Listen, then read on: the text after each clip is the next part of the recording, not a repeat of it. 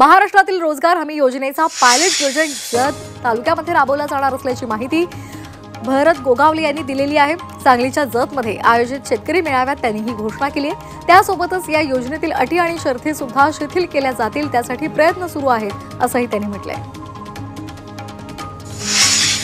सोलापूर जिल्ह्यामध्ये textile park निर्माण करण्यासाठी प्रस्ताव पाठवल्याचं पालक सचिवांनी आदेश दिलेले आहेत। सोलापुरामधील वस्त्र उद्योगाला चालना द्यावी यासाठी हा प्रस्ताव पाठवण्याच्या सूचना पालक सचिवांनी दिलेल्या आहेत। यानंतर पाठपुरावा करून टेक्सटाईल पार्क मंजूर करून घेण्याचं आश्वासन सुद्धा यावेळी देण्यात आलं।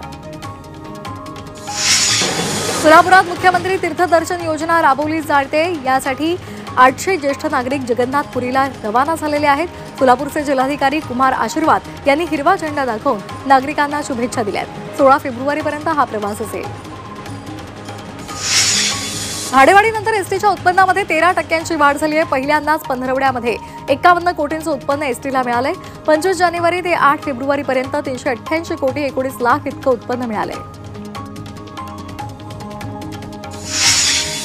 पश्चिम रेल्वेवर लांब पल्ल्याच्या गाड्यांची संख्या वाढणार आहे। रेल्वे प्रशासनानं गाड्यांच्या देखभालीच्या सुविधांमध्ये वाढ करण्याचं पाऊल उचललेलं आहे आणि त्यामुळे वांद्रे टर्मिनसवर अतिरिक्त 3 पीट लाईन्सच्या बांधकामाला गती मिळालेली आहे।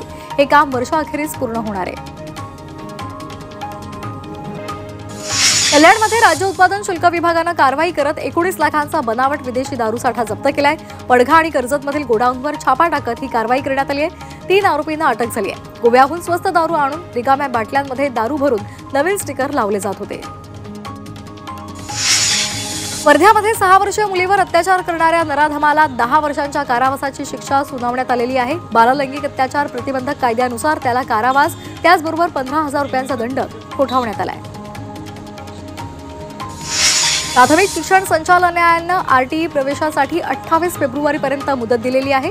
दिलेल्या मुदतीमध्ये विद्यार्थ्याला प्रवेश घेणं शक्य झालं नाही तर आणखी 2 संधी दिल्या जातील अशी माहिती मिळते।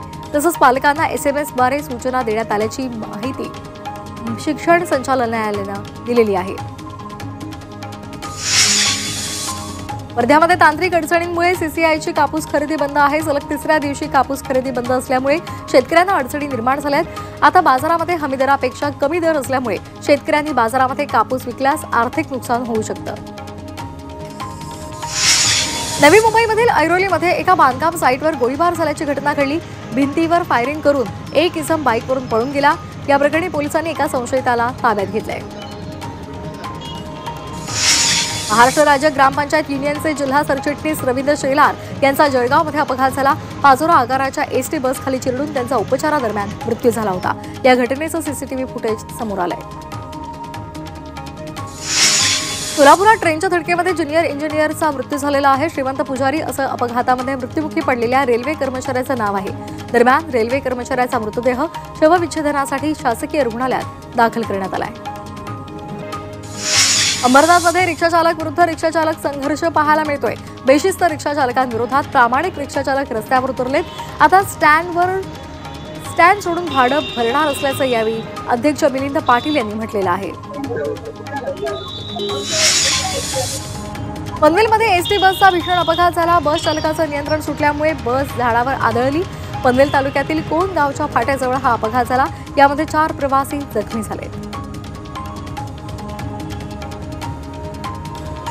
पालघरच्या आंबेडकर चौक परिसरामध्ये राहत्या घराची संरक्षण भिंत कोसळलेली आहे। गॅरेजमध्ये उभ्या असलेल्या एका कारवर ही भिंत कोसळली, त्यामुळे कारचं मोठ्या प्रमाणात नुकसान झालंय। सीसीटीव्ही कॅमेऱ्यात ही घटना चित्रित झाली आहे। कांजूरमार्गमधील डम्पिंग ग्राउंडला भीषण आग लागली। खुल्या मैदानातील कचऱ्याला आग लागली। आगीमुळे विक्रोळी आणि कांजूरमार्ग परिसरामध्ये मोठ्या प्रमाणात धुराचे लोट पाहायला मिळाले। ही आग नेमकी कशामुळे लागली याचा तपास केला जातोय। ठाण्यातील डायघर डम्पिंग ग्राउंडमधील कचऱ्याला मोठ्या प्रमाणात आग लागलेली आहे। या घटनेची माहिती मिळताच अग्निशमन दलानं घटनास्थळी धाव घेत आग आटोक्यात आणली। सुदैवानं या घटनेमध्ये कुणालाही दुखापत झालेली नाही।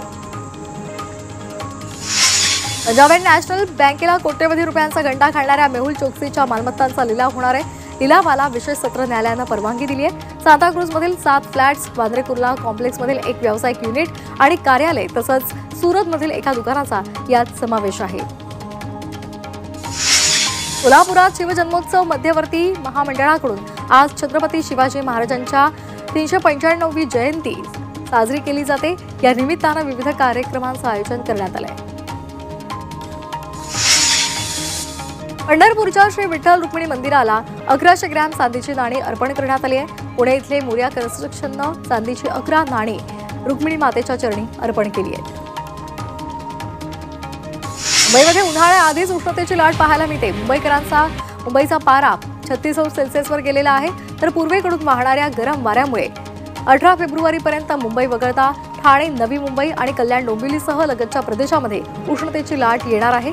त्यामुळे या परिसरातील पारा 37 सेल्सिअसवर जाण्याची शक्यता वर्तवली जाते।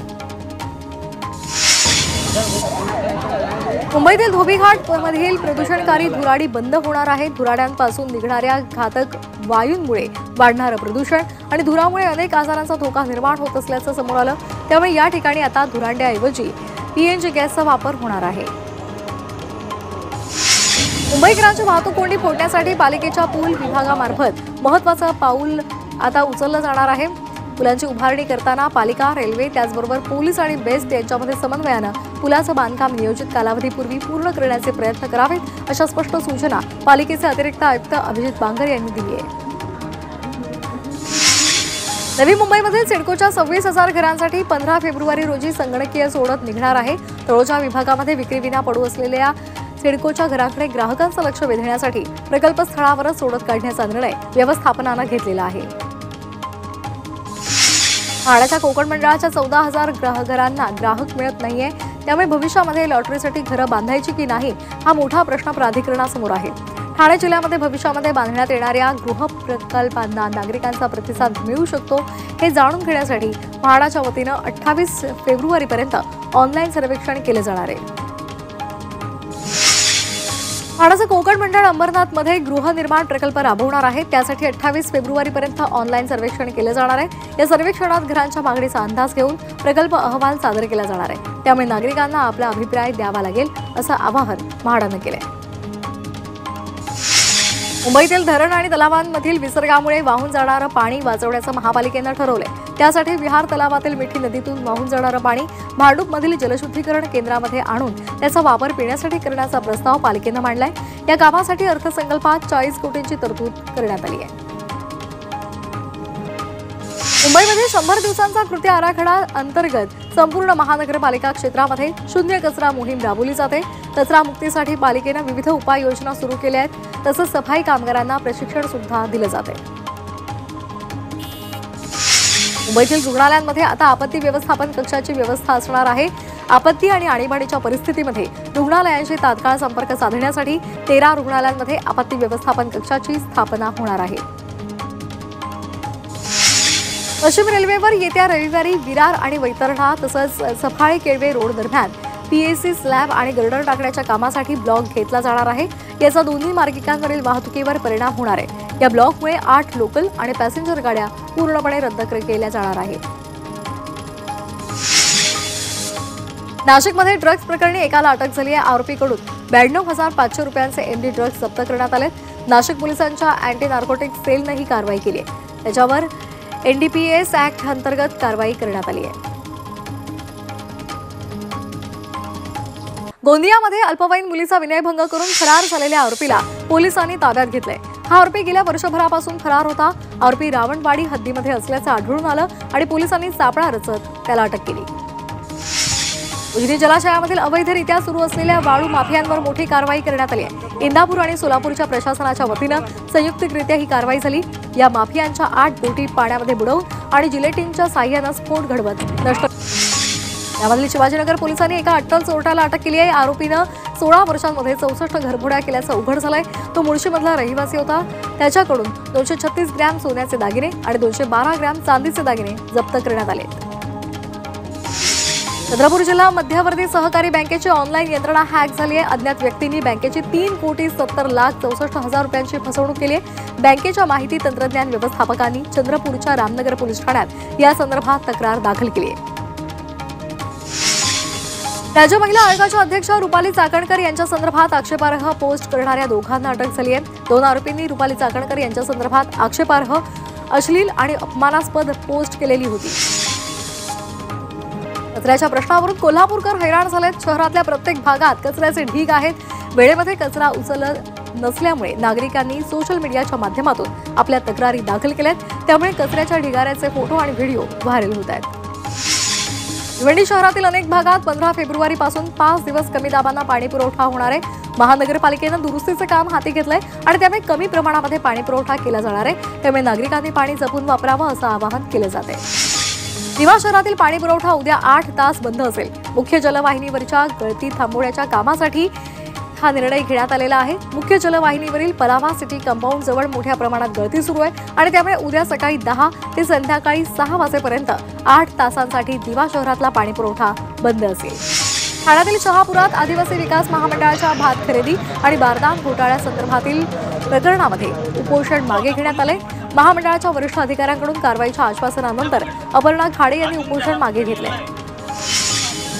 लासलगाव, मनमाड, निफाडसह नाशिक जिल्ह्यातून द्राक्ष निर्यात सुरू आहे। गेल्या 2 महिन्यांमध्ये 28,296 टन द्राक्ष निर्यात करण्यात आली आहे। चीन, Malaysia, Sri Lanka, Qatar, Oman, Saudi Arabia या देशांमध्ये या द्राक्षांची निर्यात सुरू आहे। हिंगोलीच्या वसमतमध्ये शेतकऱ्यांनी शक्तीपीठ महामार्गाविरोधात जोरदार आंदोलन केलं।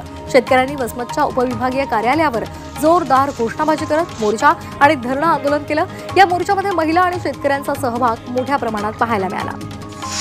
शेतकऱ्यांना FRP टप्प्याटप्प्यानं देण्याचा निर्णय पुन्हा लांबणीवर पडलेला आहे। आज मुंबई उच्च न्यायालयामध्ये या संदर्भात अंतिम निकाल येणं अपेक्षित आहे।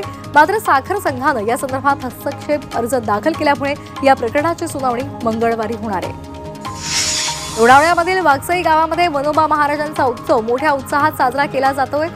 विविध कार्यक्रमांचं आयोजन यावेळी करण्यात आलं। या उत्सवामध्ये वाकसई ग्रामस्थ आणि पंचक्रोशीतील नागरिक मोठ्या संख्येनं सहभागी झाले होते। मुंबईमध्ये रेल्वे फाटकामुळे लोकलच्या वेळापत्रकाला फटका बसतोय। चालू आर्थिक वर्षामध्ये जानेवारी 2025 पर्यंत मध्य रेल्वेवर रेल्वे फाटकामुळे जवळपास 2,500 वेळा लोकलचे वेळापत्रक कोलमडलेलं आहे। जादा वेळा खुलं राहिल्यामुळे रेल्वे फाटकाचा त्रास प्रवाशांना होतोय।